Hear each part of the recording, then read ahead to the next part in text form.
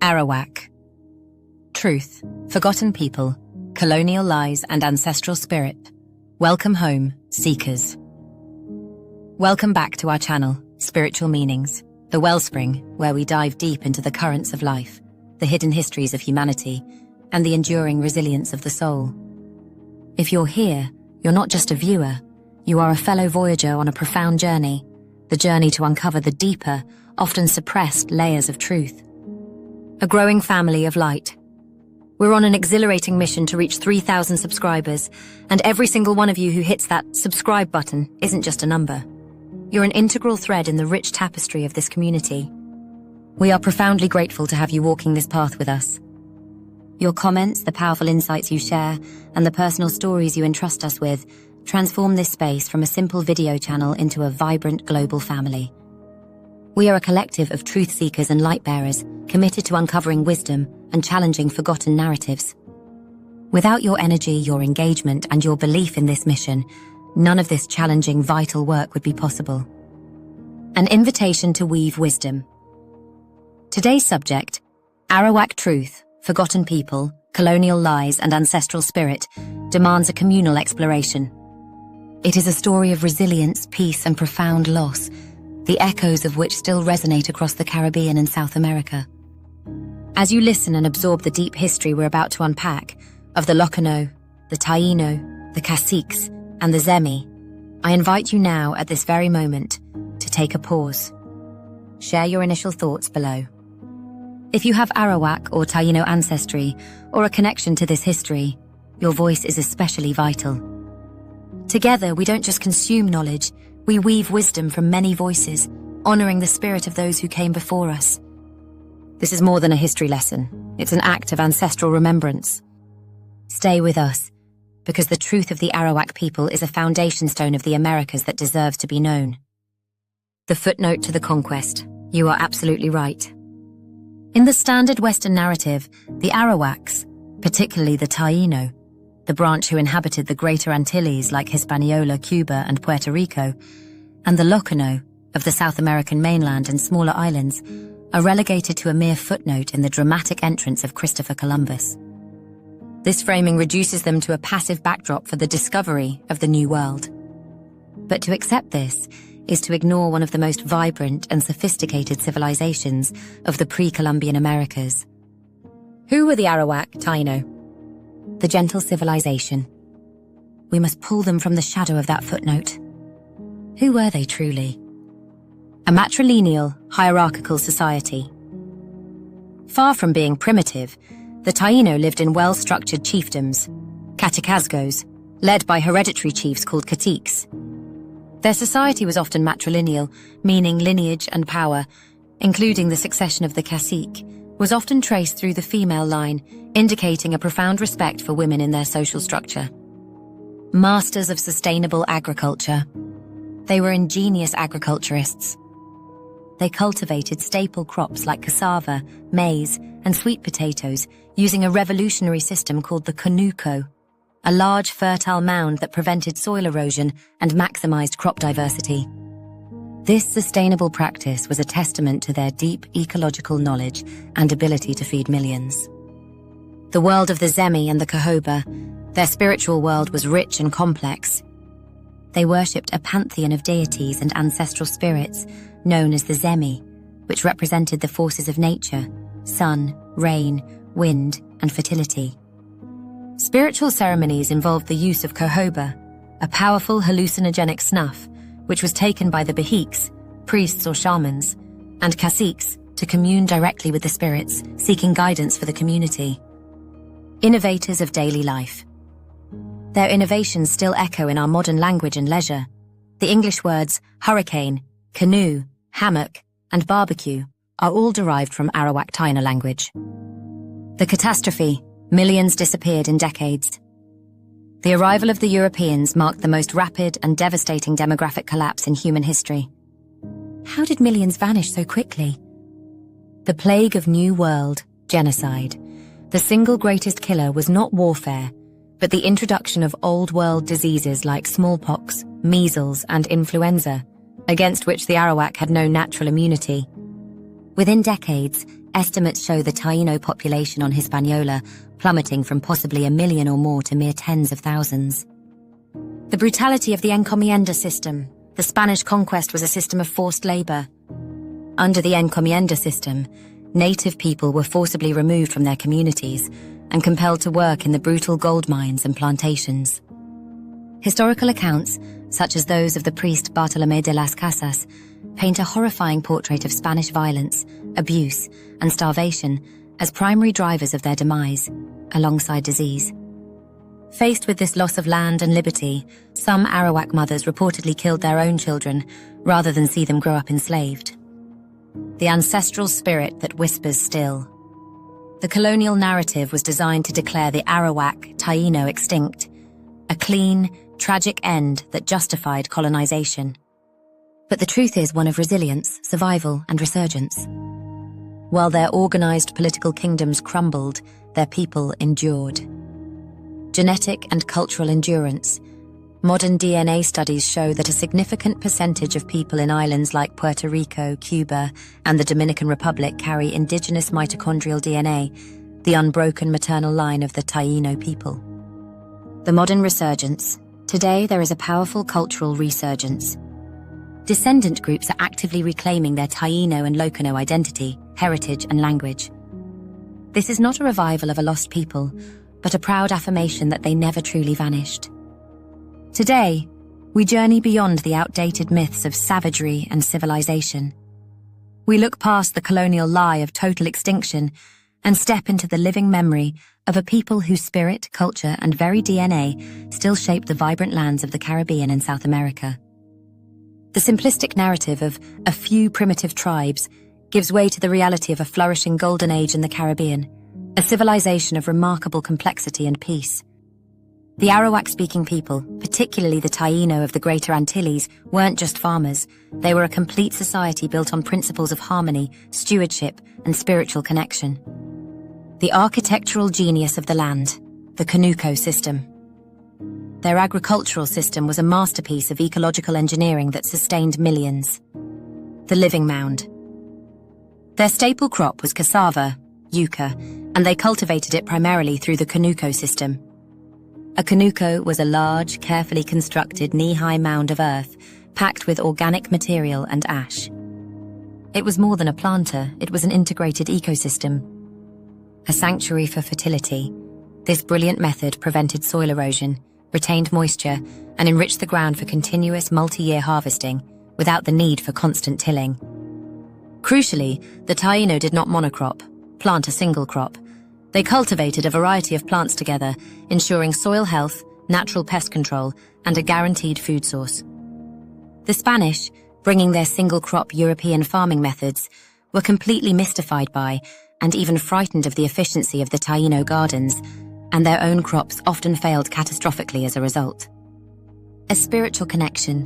The Conocos were seen as living spirits, connected to the Earth Mother deity, Atabe.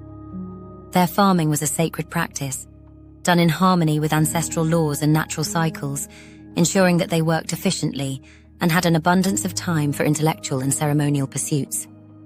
Celestial wisdom and cosmic order. The Taino navigated their lives, ceremonies, and planting cycles not just by the sun, but by a precise understanding of the cosmos.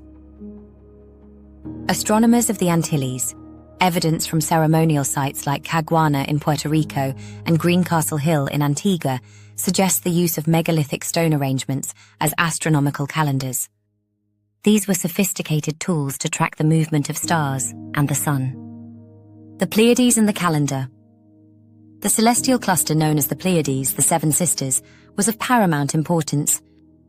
Its heliacal rising, when it appears just before sunrise, in May, signaled the start of the heavy rainy season and initiated a long series of agricultural and ritual ceremonies, including a ceremonial Pleiades dance. The power of the Bati. Their villages, or Yucayeques, featured large central plazas called Bati, also the name of their ceremonial ball game. These plazas were not only used for the ball game, which sometimes resolved conflicts between communities, but were also believed to be intentionally aligned to mark significant solar and stellar events, connecting the earthly community directly to the cosmic order of the Zemi. Art, storytelling, and spiritual artifacts, the creativity of the Taino flourished, leaving behind a profound artistic legacy that tells their story. Carved objects of power, their spiritual leaders and caciques used Zemi, powerful, intricately carved stone, wood, or ceramic sculptures that represented gods, ancestors, or natural spirits. These ranged from small personal amulets to large ritual figures. Duhos and rituals. The caciques would sit on beautifully carved wooden ritual seats called duhos during ceremonies, signifying their high status and spiritual authority as they communicated with the spirit world using the Cahoba ceremony. The living history. History was not written on paper, but preserved in the Areto, an all-encompassing ceremony of song, dance, and dramatic storytelling where the great deeds of ancestors, the laws of the land, and the myths of creation were passed down from generation to generation. This communal memory was the bedrock of their civilization. The Arawak Taino were a civilization in their own right, a testament to what a society can achieve when it is rooted in deep ecological and spiritual knowledge. You can learn more about how the Taino calendar was influenced by the cosmos by watching this video. Let's talk Taino calendar. The arrival of Columbus in 1492 was not an encounter, but a collision that shattered a civilization. The ships brought not just foreign bodies and weapons, but a toxic ideology, which we must dissect here. The deliberate weaponization of the cannibal lie. The mechanics of colonial justification, God, gold, and the lie. The Spanish arrived driven by a threefold purpose: God, conversion; gold, extraction; and glory, conquest.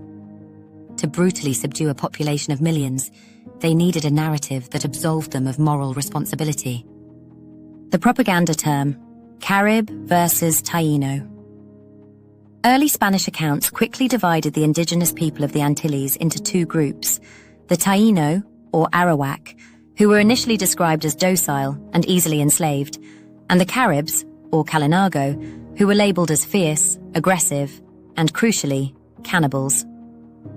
This distinction served a chilling, pragmatic purpose: the cannibal loophole. The word cannibal itself is derived from the Taino word for the Carib people, Cannibal. By declaring any group resistant to Spanish rule as cannibal, the colonizers activated a loophole in Spanish law. Queen Isabella's decrees had stated that indigenous people could not be enslaved unless they were cannibals or hostile to Christianity. The moral alibi. This label was the ultimate moral justification. It transformed the act of conquest, mass murder, and enslavement from a crime into a mission of salvation. The Spanish were no longer committing atrocities. They were civilizing savages, protecting themselves, and saving souls.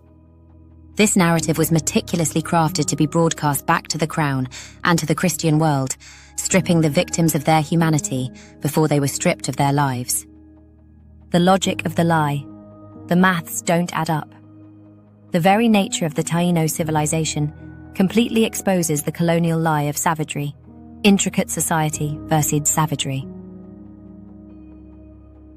As we discussed, the Taino were architects of the Conuco agricultural system, astronomers who tracked the Pleiades to guide their seasons, and artisans who crafted powerful Zemi sculptures.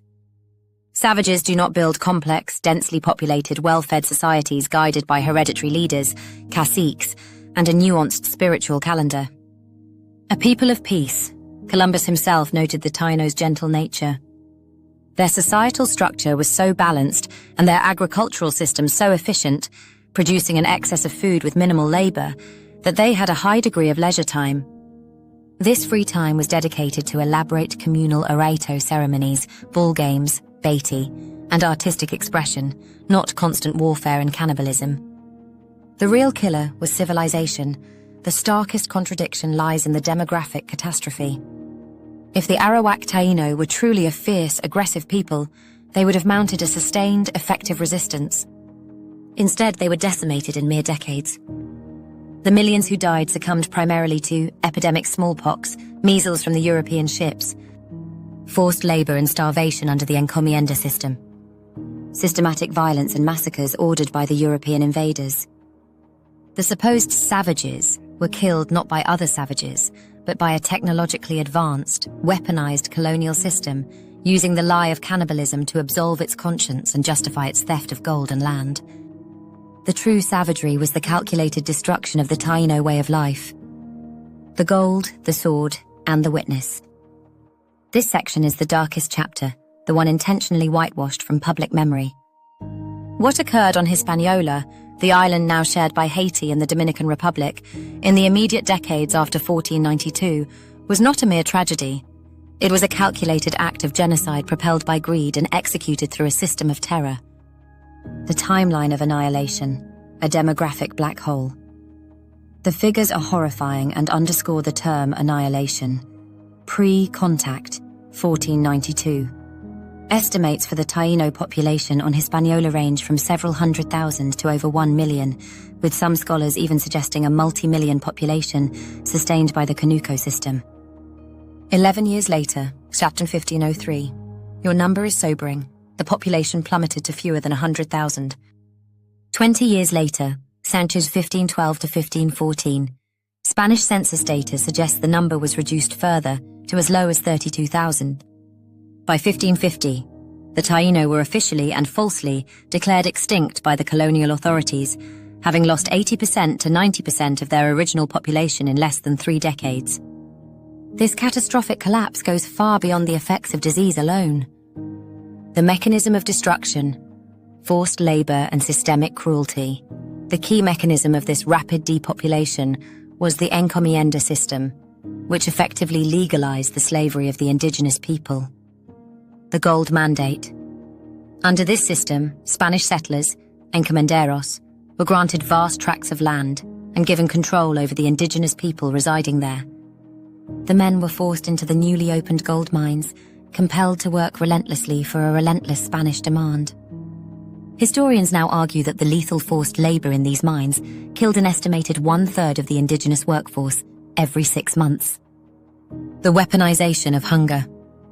With the men in the mines, the efficient, communal-based Conoco agriculture, which was largely managed by women, collapsed. The Spanish, unable to grow their own European crops in the tropical soil and unwilling to adapt to the Taino methods, demanded the remaining meager food supply, leading to mass starvation among the natives.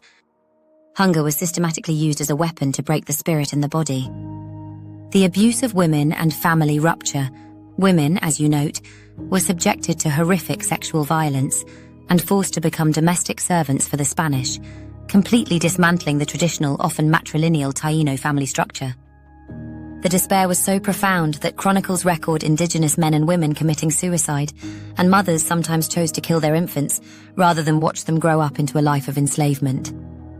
The witness, Bartolomé de las Casas. The most damning evidence of this annihilation comes from a source within the Spanish system itself. Bartolomé de las Casas. Initially an encomendero who owned Taino slaves, he experienced a moral conversion and became the ultimate defender of the indigenous people. A horrifying portrait in his 1542 work, A Short Account of the Destruction of the Indies, Las Casas provided a shocking first-hand chronicle of the atrocities committed by the Spanish. He wrote to the King of Spain to awaken his conscience, detailing massacres, torture, and the systemic destruction of entire chiefdoms. The Massacre of Jaragua. He recorded events like the Jaragua Massacre, 1503, where hundreds of Taino nobility, including the beloved Queen Anacaona, were gathered under the pretense of a feast only to be ambushed. The caciques were captured and horrifically burned alive, and their people slaughtered. The destruction of the Arawak Taino was a deliberate act of cultural and physical genocide, fueled by an insatiable hunger for gold and justified by the colonial lie that the victims were less than human. Recognizing this truth is the first step in restoring the honor and memory of a magnificent civilization.